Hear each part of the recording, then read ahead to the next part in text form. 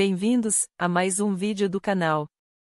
Hoje vamos apresentar mais um exemplo de resistência dos materiais da 10ª edição do livro de Hibbeler. Meu nome é Amanda e sou um avatar. Vou apresentar esta aula, elaborada pelo professor Ronald, para os alunos de resistência dos materiais. Determine a resultante das cargas internas, que atuam na seção transversal, no ponto G da viga de madeira. Supor que as articulações A, B, C, D e I sejam acopladas por pinos. Verifique também que existe uma carga triangular no trecho que vai da articulação D até a articulação I. Estamos considerando para análise o segmento que vai da articulação A até a articulação G. Para isso, apresenta-se o diagrama de corpo livre para toda a estrutura, que é mostrado na figura. Primeiramente, vamos determinar a força equivalente do trecho que apresenta uma carga triangular. A força equivalente é 600 newtons por metro, vezes 3 metros, dividido por 2, resultando em uma força da 900 newtons. Essa resultante estará aplicada no centroide do triângulo, ficando localizada a 1/3 da base do triângulo distante da maior parcela da carga. Então, 1/3 da base do triângulo resulta da distância de 1 metro da maior parcela da carga. Verificar as reações calculadas nas articulações no ponto I e no ponto C. Observar, em particular, que o trecho que vai do ponto B até o ponto C é um elemento de duas forças, visto que apenas duas forças, horizontais, atuam sobre ele. Por essa razão, a reação no ponto C deve ser horizontal. Vamos fazer o somatório dos momentos no ponto I, igual a 0. Arbitrando como positivo o sentido anti-horário. Multiplicamos 1.500 newtons por 5 metros mais 900 newtons por 2 metros e menos a força aplicada no ponto C, vezes 1,5 metros, igual a 0.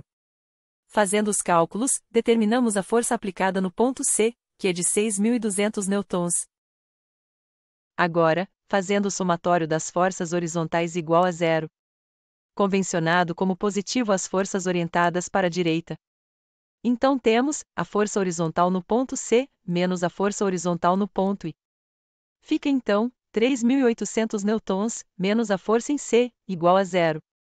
Obtemos então o valor de 3.800 newtons, para a força horizontal, aplicada no ponto I. Agora, fazendo o somatório das forças verticais igual a 0. Convencionado como positivo as forças orientadas para baixo. Temos então 1.500 newtons, mais 900 newtons, menos a força aplicada no ponto I, igual a 0. Obtemos então o valor de 2.400 newtons, para a força vertical, aplicada no ponto I. Como os trechos A até I até também são elementos de duas forças, o diagrama de corpo livre da articulação em E é o mostrado na figura acima. Verifica-se os valores das forças nos trechos B até A e B até D. A força no ponto C já foi calculada e obteve-se o valor de 6.200 newtons. Agora, vamos fazer o somatório das forças em x igual a 0, nesta articulação no ponto B. Primeiramente, vamos projetar a força F, B, H, na horizontal. Sabemos que o seno de um ângulo é cateto oposto dividido pela hipotenusa. No caso, a hipotenusa é a força F, B, H. Temos então que o cateto oposto é força F, B, H vezes o seno de θ.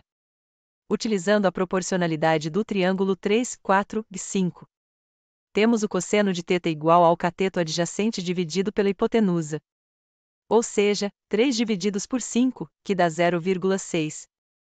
Que corresponde a um ângulo de 53,13 graus. Para chegarmos nesse ângulo θ, podemos utilizar a calculadora do computador ou uma calculadora científica. Na calculadora, tecle 3/5 igual Shift cos 1. No visor aparecerá 53,13 graus.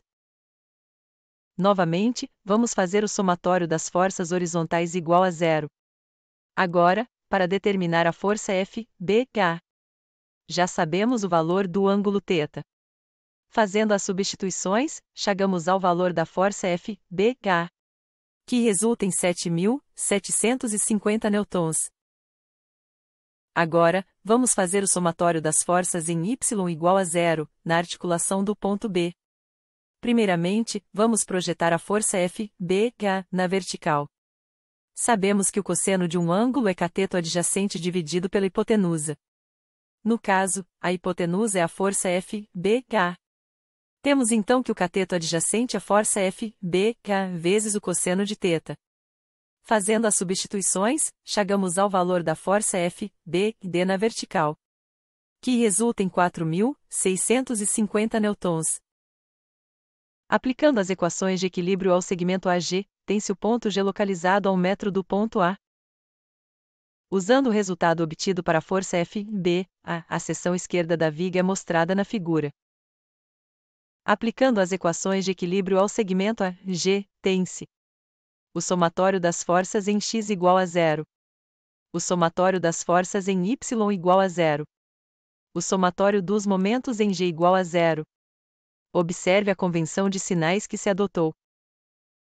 Primeiramente, vamos fazer o somatório das forças em x igual a 0, considerando positivas as forças direcionadas para a direita.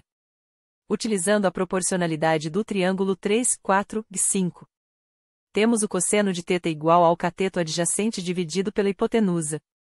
Ou seja, 4 divididos por 5, que dá 0,8. Que corresponde a um ângulo de 36,87 graus. Como a hipotenusa desse triângulo é 7.500 newtons. Chegamos ao valor de 6.200 newtons para o cateto adjacente. Fazendo o somatório das forças em x igual a 0. Chegamos ao valor de menos 6.200 newtons para a força normal no ponto G. Vamos fazer agora o somatório das forças em y igual a 0, considerando positivas as forças direcionadas para baixo. Utilizando a proporcionalidade do triângulo 3, 4 e 5. Já havíamos calculado que o cosseno de θ é 0,6. Temos o cosseno de θ igual ao cateto adjacente dividido pela hipotenusa. Como a hipotenusa desse triângulo é 7.750 newtons. Temos que o cateto adjacente é 7.750 newtons vezes o cosseno de θ, que é 0,6. Chegamos ao valor de 4.650 newtons para o cateto adjacente.